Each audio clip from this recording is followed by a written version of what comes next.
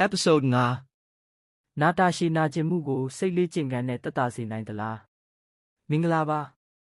Happy Healthy Hacks Podcast မှာကြိုဆိုလိုက်ပါတယ်ဒီနေ့မှာတော့လူအများစုကြုံတွေ့နေရတဲ့ပြဿနာတစ်ခုဖြစ်တဲ့နာတာရှည်နာကျင်မှုအကြောင်းကိုပြောပြသွားမှာဖြစ်ပါတယ်ခါနာခြင်းဒူးနာခြင်းလည်ပင်းနာခြင်းအဆစ်အမြင့်နာခြင်းတွေဟာလူကြီးလူငယ်မရွေးဖြစ်နိုင်ပါတယ်တချို့လူတွေကဆေးတောက်တယ်ဆေးလိမ့်တယ်အနားယူတယ်ဒါပေမဲ့နာကျင်မှုကမပြောက်ဘဲကြာရှည်နေတတ်ပါတယ်ဒီလိုအခြေအနေကိုဆေးပညာမှာနာတာရှည်နာကျင်မှုလို့ခေါ်ပါတယ်အခုနောက်ဆုံးသုတေသနတွေကအရေးကြီးတဲ့အချက်တစ်ခုကိုပြောပြနေပါတယ်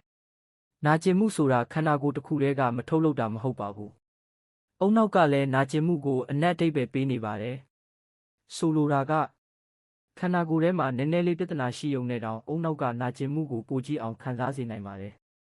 ဒါကြောင့်နာတာရှည်နာကျင်မှုကိုတက်တာစေဖို့ခန္ဓာကိုယ်တင်မဟုတ်ပဲစိတ်ကိုပါလေ့ကျင့်ဖို့လိုအပ်ပါတယ်အခုတော့နာကျင်မှုကိုစိတ်နဲ့ဘယ်လိုကင်တွယ်နိုင်မလဲဆိုတာကြည့်ကြရအောင်ပထမဆုံးနာကျင်မှုကိုကြောက်တာလျှော့ပါလူတော်တော်များများကနာကျင်လာရင်ပိုဆိုးသွားမလားကြီးတဲ့ယောဂဖြစ်မလားဆိုပြီးစိတ်ပူလာတတ်ပါတယ်အဲ့ဒီစိတ်ပူမှုကနာကျင်မှုကိုပိုမိုတိုးစေနိုင်ပါတယ်ဒုတိယအသက်ရှူလေ့ကျင့်ခန်းလုပ်ပါဖြည်းဖြည်းချင်းအသက်ရှူသွင်းပြီးထုတ်ခြင်းကအုံနောက်ကိုတက်တာစေပါတယ်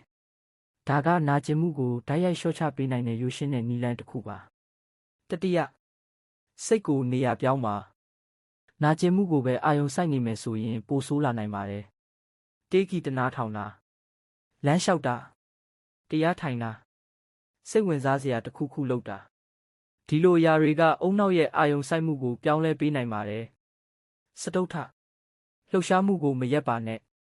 နာကျင်နေတဲ့အချိန်မှာလုံးဝမလှုပ်ရှားဘဲနေတာကအခြေအနေကိုပိုဆိုးစေနိုင်ပါတယ်အနည်းငယ်လှုပ်ရှားမှုကကြွက်သားနဲ့အဆစ်တွေကိုပိုကောင်းစေပါတယ်ပစ္စမအိပ်စက်မှုကိုဂရုစိုက်ပါအိပ်ရေးမဝရင်နာကျင်မှုကိုပိုမိုခံစားရတတ်ပါတယ်အိပ်စက်ခြင်းကအုံနောက်နဲ့ခန္ဓာကိုယ်ကိုပြန်လည်ပြုပြင်ပေးတဲ့အချိန်ဖြစ်ပါတယ်ဒါဆိုဒီနည်းလမ်းတွေကဆေးစားထိုးလို့ရသလားဆိုရင်မဟုတ်ပါဘူးဒါပေမဲ့ဆေးနဲ့အတူတွဲသုံးရင်အကျိုးသက်ရောက်မှုကိုပိုကောင်းစေနိုင်ပါတယ်။နောက်ဆုံးအရေးကြီးတဲ့အချက်ကနာကျင်မှုကိုလုံးဝဖယ်ရှားဖို့မကြိုးစားပဲနာကျင်မှုနဲ့ဘယ်လိုနေထိုင်ရမလဲဆိုတာသင်ယူခြင်းကအရေးကြီးပါတယ်။ဘာကြောင့်လဲဆိုတော့နာကျင်မှုကအမြဲတမ်းအန္တရာယ်ကိုမဆိုလိုပါဘူး။ဒါဟာခန္ဓာကိုယ်ရဲ့သတိပေးချက်တစ်ခုဖြစ်နိုင်ပါတယ်။ဒီနေ့ podcast ကနေမှတ်ထားစေချင်တာကတော့နာကျင်မှုဟာခန္ဓာကိုယ်တင်မဟုတ်ပဲစိတ်နဲ့လည်းဆက်နွယ်နေပါတယ်။စိတ်ကိုထိန်းချုပ်နိုင်ရင်နာကျင်မှုကိုလည်းအများကြီးသက်သာစေနိုင်ပါတယ်ဒီနေ့ podcast ကိုနားဆင်ပေးတဲ့အတွက်ကျေးဇူးအများကြီးတင်ပါတယ် Happy Healthy Hacks ကို subscribe လုပ်ထားဖို့မမေ့ပါနဲ့နောက် episode မှာပြန်လည်ဆုံတွေ့ကြပါမယ်အားလုံးကျန်းမာပြီးပျော်ရွှင်တဲ့နေ့ရက်များကိုပိုင်ဆိုင်နိုင်ကြပါစေ